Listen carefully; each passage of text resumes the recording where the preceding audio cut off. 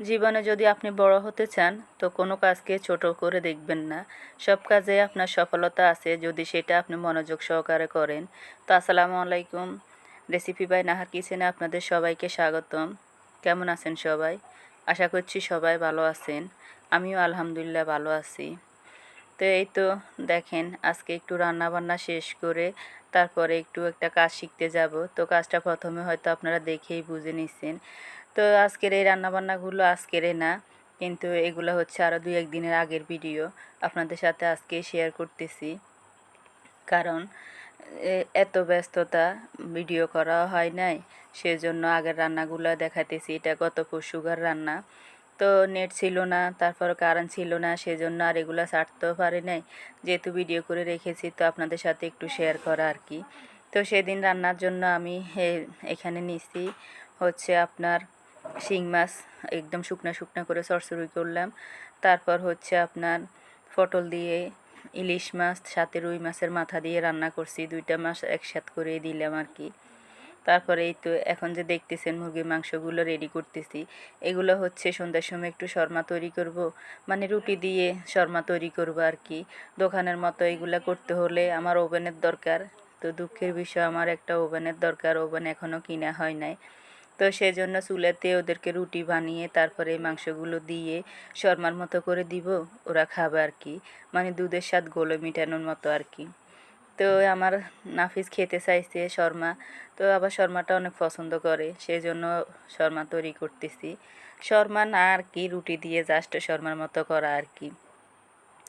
তো প্রথমে মাংসগুলো ভালো করে ভেজে নিছি, তারপরে এখানে পেঁয়াজ আদা রসুন, মাংস যেহেতু অল্প বুকের সাইড নিছি, তো সব মশলাগুলো অল্প অল্প করে দিয়ে এগুলো ভালো করে ভাজা ভাজা করে নিব। সবসময় মাংসটা যেভাবে রান্না করি সব মশলা দিয়ে সেরকম করে রান্না করতেছি। এখানে জাস্ট আমি একটু দিছি চটপটির মশলা আর হচ্ছে যে আপনার সাদা গোলমরিচের গুঁড়া একটু বাড়তি দিছি এগুলো। তো এগুলোতে একটু ফ্লেভার ভালো আসবে সেজন্য। কারণ আমি চাট মশলার মতো করে সবসময় চটপটির মশলাটা রান্না একটু ব্যবহার করি, তাহলে স্বাদটাও একটু বেশি আসে, খেতেও ভালো লাগে। তো যাই হোক, এক একজনে এক এক মশলা ব্যবহার করে, কেউ ম্যাগি মশলা ব্যবহার করে, কেউ অন্যান্য মশলা, রাঁধুনি মশলা, যার যেটা ভালো লাগে আর কি। তো আমার এই জিনিসটা ভালো লাগে, তাই আমি এই মশলাগুলো ব্যবহার করি। তো এই যে দেখেন একদম লাল লাল করে ভাজা ভাজা করে নিচ্ছি এগুলো। তো এইগুলো রেখে এই যে দেখেন আজকে একটা ক্লাস করতে গেছি। এটা হচ্ছে সমবায় সমিতি থেকে এটা শেখানো হয় আর কি, বিনা পয়সায়। তো এগুলো শিখতে গেলাম আর কি। দেখতেছি যে আসলে বিনা পয়সায় হলো, যদি এগুলো আপনি খুব ভালোভাবে শিখতে পারেন মনোযোগ সহকারে, যে মেডিসিনগুলোর নামটা বা মিক্সারটা এগুলো শিখতে পারেন, অবশ্যই মানে ভালো কিছু করতে পারবেন। আপনি ইচ্ছা করলে নিজেও ব্যবসা করতে পারবেন। আবার শখ হয়েছে না আমি ব্যবসা করব না আমি নিজে পরবো, শখ হয়েছে একটা মানে গজ কাপড় কিনে থান কাপড়, ওটার মধ্যে আপনি এভাবে ব্লক করে নিতে পারেন। এটা হচ্ছে ব্লকের কাজ শিখাইছে, আগামীকালকে শিখাবে আমাদেরকে বাটিকের কাজ। তো এই যে সময় এই ইয়েটা শেখানো হয়েছে, প্রথম 2 দিন আমি ক্লাস করতে পারি নাই, কারণ যার মাধ্যমে এটা শুনছি সে 2 দিন আগে আমাকে জানায় নাই। 2 দিন পরে যখন জানাইছে তখন আমি গেলাম আর কি দেখার জন্য। জাস্ট হয়তো দেখতেছি, ভালো লাগলে শিখবো, যাবো এই আর কি। তো যখন শুনছি তখন আর দেরি করি নাই, গেলাম শিখতে। ম্যাডাম সব কিছু বুঝাই দিছে। প্রথমে যে কালারগুলো মিক্স করছে এগুলো আবার ভিডিও করতে ভুলে গেছি, মানে প্রথমে শুধু দেখতেছি। লাস্টে চিন্তা করলাম যে আমি তো পেজে একটু ছাড়াই টুকিটাকি একটু ভিডিও করে নিই।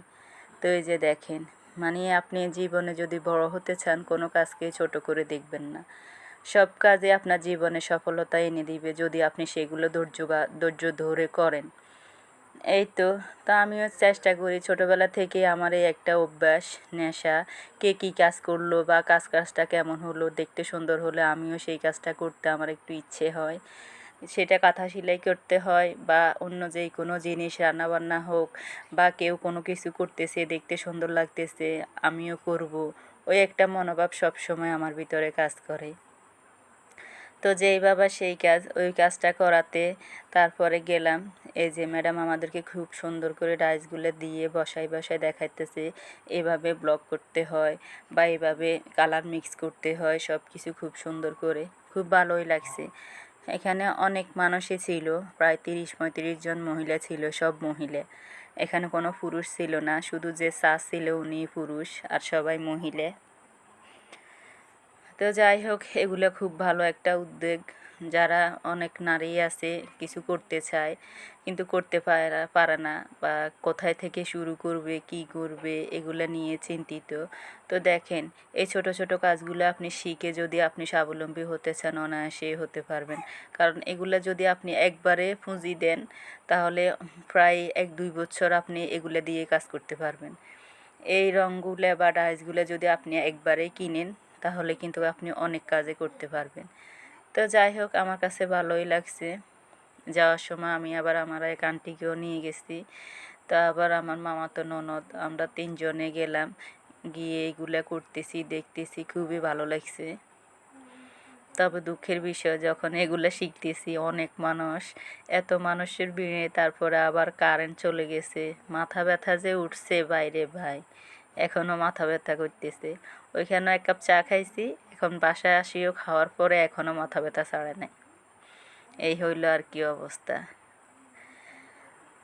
তো এই ব্লক বাটিকটা কেমন লাগছে আপনাদের কাছে জানাবেন। এই কাপড়গুলো যারা শিখতেছে তারা নিয়ে গেছে, তো নিয়ে যাওয়ার পরে ম্যাডাম রঙগুলো মিক্স করছে, মিক্স করে এই যে আমাদেরকে দেখাচ্ছে।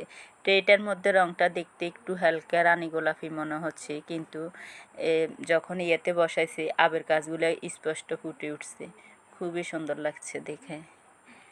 মানে ওই কালারটা আর আসে নাই, আসছে যে এখানে যে মানে জরির একটা রং মিশাইছে, ওই রঙের কালারটাই আসছে। আর এটার সাথে এটার কালার কম্বিনেশনটা খুবই সুন্দর হয়েছে, মাশাআল্লাহ।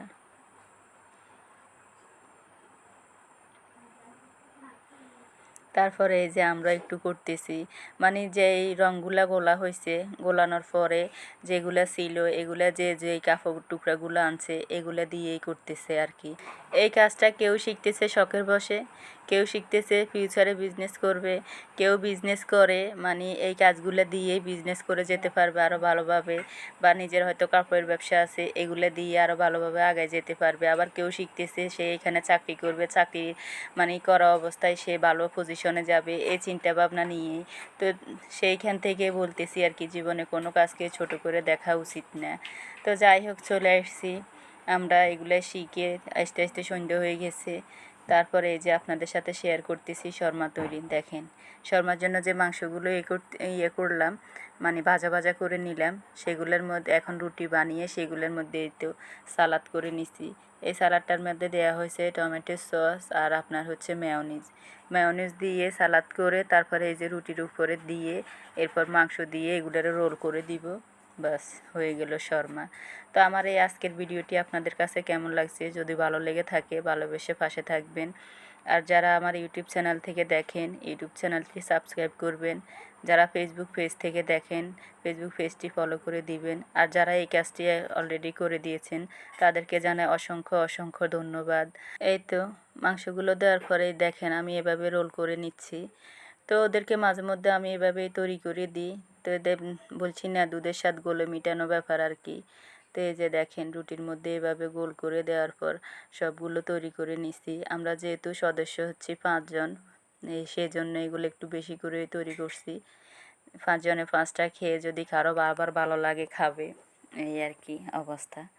তো দেখেন, বানানোর পর আমার নিষেধ খেয়ে কী বলে, তারা তো এই খুঁটিনাটি জিনিসগুলো খুবই পছন্দ করে আমার। আমিও খুব মানে পছন্দ করি তাদের পছন্দ অনুযায়ী খাবারগুলো তৈরি করতে। দেখেন, দুই ভাই যা করে খাবার তৈরি করলে। তো সবাই ভালো থাকবেন, আমাদের জন্য বেশি বেশি করে দোয়া করবেন, আমার সন্তানদের জন্য দোয়া করবেন। তো আল্লাহ হাফেজ।